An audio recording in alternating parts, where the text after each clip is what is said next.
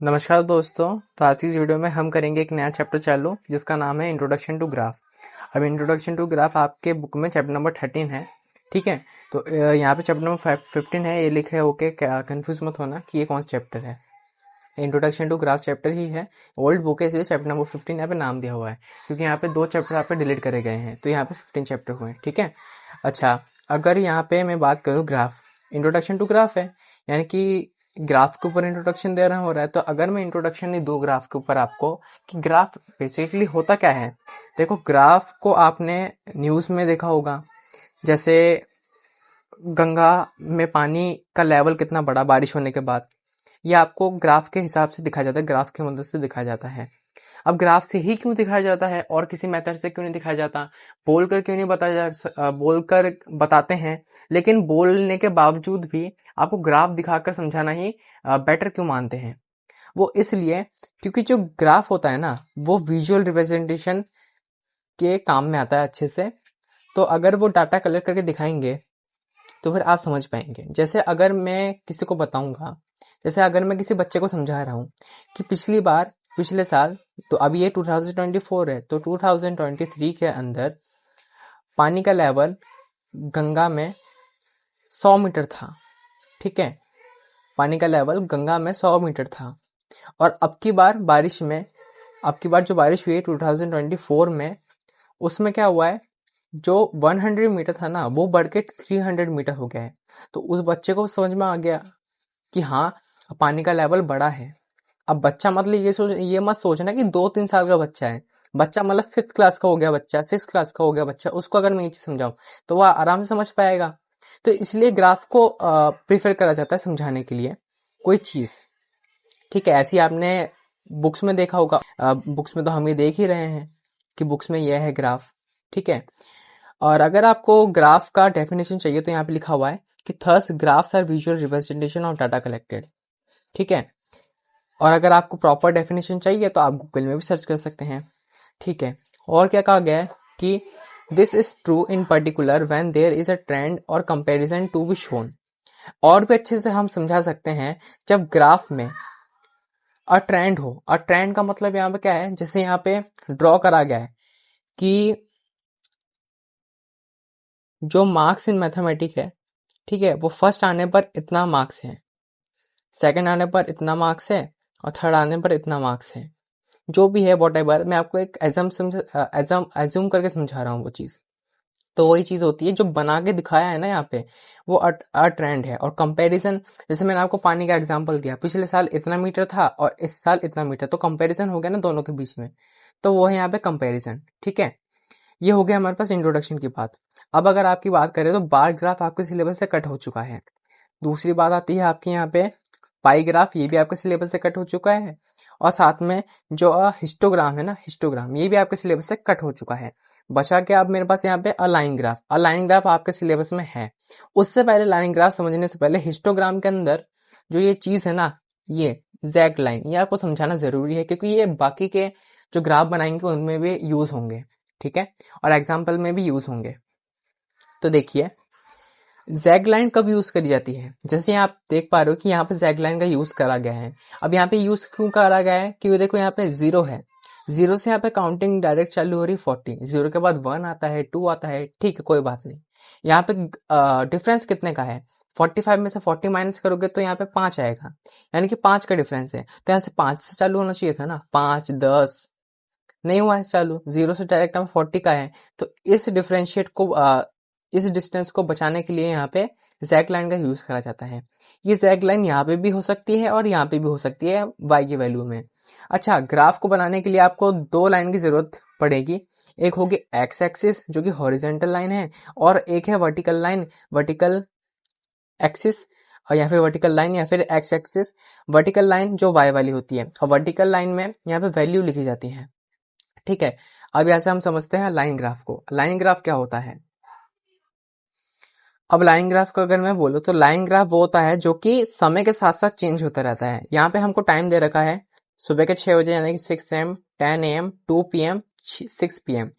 सुबह के 6 बजे, सुबह के 10 बजे, दोपहर के 2 बजे और शाम के 6 बजे।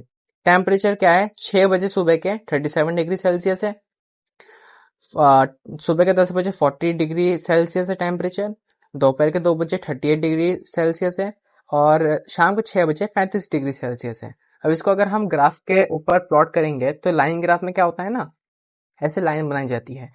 तो देखो यहाँ पे भी देखो, मैंने आपको बताया था कि वाई एक्सिस में भी जैग लाइन हो सकती है, तो यहाँ पे है, आपको एग्जाम्पल भी मिल गया यहाँ पे। वाई एक्सिस पे यहाँ पे जैग लाइन का मतलब क्या है, यहाँ से भी तो 0 चालू नहीं हुआ ना, डायरेक्ट यहाँ 32 चालू हुआ, तो यहाँ पे जैग लाइन का यूज करा गया है। सुबह के 6 बजे टेम्परेचर था 37 डिग्री, तो यहाँ पे एक पॉइंट प्लॉट किया गया। सुबह के 10 बजे यहाँ पे 40 डिग्री था, तो 40 डिग्री में प्लॉट किया गया, ऐसे प्लॉट किया गया। बाद में जब हम इसको मिलाएंगे तो ऐसे बनेगा ये फिगर, तो इसी को लाइन ग्राफ नाम दिया गया है। ठीक है, इसके बाद हम आगे बढ़ते हैं। हाँ, इतना हुआ, और इतना होने के बाद ये एग्जाम्पल आ गया, बाकी ये लाइन ग्राफ की बात होगी। अब आगे चलते हैं हम थोड़ा। आगे चलने के बाद लीनियर ग्राफ आपका कट हो चुका है, बाकी यहाँ से भी कोऑर्डिनेट्स भी कट हो चुके हैं, लेकिन लीनियर ग्राफ आपको समझाना एक बार इंपॉर्टेंट है, क्योंकि इनके क्वेश्चंस ना आपके एक्सरसाइज 13.2 में काम आने वाले हैं। अब इसका मतलब क्या है, लीनियर ग्राफ का मतलब क्या है, लीनियर देखो एक होता है सीधी लाइन, लीनियर ग्राफ। अब लीनियर ग्राफ है, सीधी लाइन होगी, ठीक है, लाइन होनी चाहिए वो सीधी, मतलब किसी भी एंगल से देखेंगे तो सीधी होगी।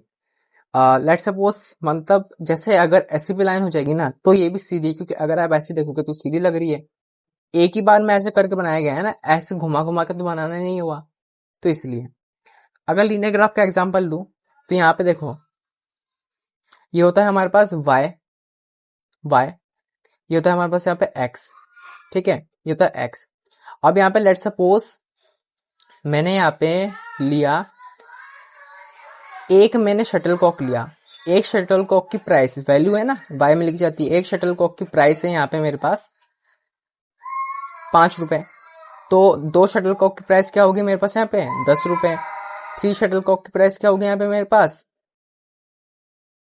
15 रुपीज, और 4 शटलकॉक की प्राइस क्या होगी यहाँ पे मेरे पास 20 रुपीज। ऐसी अगर आप 5 शटलकॉक की प्राइस लेंगे तो वो 25 रुपीज होगी, 5 का डिफरेंस है ना। तो यहाँ पे मैं प्लॉट करूंगा ये, एक शटलकॉक 5 रुपए की, 2 शटलकॉक 10 रुपए की, 3 शटलकॉक 15 रुपए की, और 4 शटलकॉक 20 रुपए की। अब इसको अगर मैं यहाँ पे लाइन को बढ़ाऊंगा तो सीधी लाइन बन जाएगी, सॉरी यहाँ पे थोड़ा सा इस साइड चला क्योंकि यहाँ पे थोड़ी बेंट हो गई, लाइट बेंट हो गई ये लाइन, ठीक है। तो आप समझ गए ना क्या होता है लीनियर ग्राफ का मतलब, ये चीज ही होती है। अब यहाँ पे लीनियर ग्राफ हुआ, इसके बाद यहाँ पे है अब मेरे पास आता है सम एप्लीकेशन। हाँ, सम एप्लीकेशंस के अंदर देखिए इंडिपेंडेंट वेरिएबल और डिपेंडेंट वेरिएबल, इंडिपेंडेंट वेरिएबल को कंट्रोल वेरिएबल भी कहा जा सकता है, और वो क्यों अब देखते हैं। इलेक्ट्रिसिटी बिल का हम यहाँ पे उदाहरण लेते हैं, एग्जाम्पल लेते हैं। आप इलेक्ट्रिसिटी बिल यूज कर रहे हैं, क्या आप अगर आपका बिल पिछले महीने आपका इलेक्ट्रिसिटी का बिल आया है 1500 रुपीज या फिर 3000 रुपीज, तो अब अगर आपको देखना है, अगर आप चाहते हो कि इसको मैं थोड़ा कम करूं, अब इसको कम कैसे कर सकते हैं, अगले महीने अगर आपके इलेक्ट्रिसिटी का बिल आएगा तो आप थोड़ा ध्यान रखेंगे कि अगर पंखा वंखा चल रहा है तो वो बंद हो जाए, बंद करें हम उसको, ताकि हम जो पैसा है वो कम आए, बिल कम आए। तो आप कंट्रोल कर सकते हैं, तो वो इंडिपेंडेंट वेरिएबल है, क्योंकि वो आपके ऊपर निर्भर करता है ना। डिपेंडेंट वेरिएबल क्या होगा, डिपेंडेंट वेरिएबल होगा इंडिपेंडेंट के ऊपर। डिपेंडेंट वेरिएबल यहाँ पे नंबर ऑफ लीटर है और नंबर ऑफ पेट्रोल है, कॉस्ट ऑफ पेट्रोल है। तो अभी यहाँ पे इलेक्ट्रिसिटी बिल की बात हो रही थी, देखो इंडिपेंडेंट वेरिएबल में समझा कि मैंने कितना यूज करा, कितना कंज्यूम करा, उसको मैं बाद में कंट्रोल कर सकता हूँ क्या, हाँ मैं कर सकता हूँ। लेकिन डिपेंडेंट वेरिएबल जितना मैं यूज करूंगा उसके हिसाब से बिल आएगा, तो वो डिपेंडेंट वेरिएबल हो गया इंडिपेंडेंट के ऊपर। अब ऐसे ही यहाँ पे number of litre of petrol और कॉस्ट ऑफ पेट्रोल का एग्जाम्पल दिया है, तो उसी की तरह है 10 लीटर पेट्रोल 500 का है, यानी कि जितना लूंगा उतना ही यहाँ पे यूज होगा ना, उतना मुझे यहाँ पे पैसा देना पड़ेगा। तो ये डिपेंडेंट वेरिएबल है, और ये इंडिपेंडेंट वेरिएबल, क्योंकि जितना मुझे नंबर ऑफ पेट्रोल चाहिए उतना ही तो मैं लूंगा, तो इसलिए इंडिपेंडेंट वेरिएबल है, जितना मुझे कंज्यूम करना है उतना तो मैं कंज्यूम करूंगा। ठीक है, ये यहाँ पे खत्म हुआ। और इसके बाद आई थिंक सो आपका जो वो इंट्रोडक्शन कराना था वो ख़त्म हो चुका है। हाँ, तो इस वीडियो में हमने इंट्रोडक्शन कर लिया चैप्टर नंबर 13 का। अगली वीडियो में हम चालू कर देंगे एक्सरसाइज क्वेश्चन। तो मिलता है आपके साथ एक्सरसाइज क्वेश्चन के साथ, तब तक के लिए गुड बाय, थैंक यू।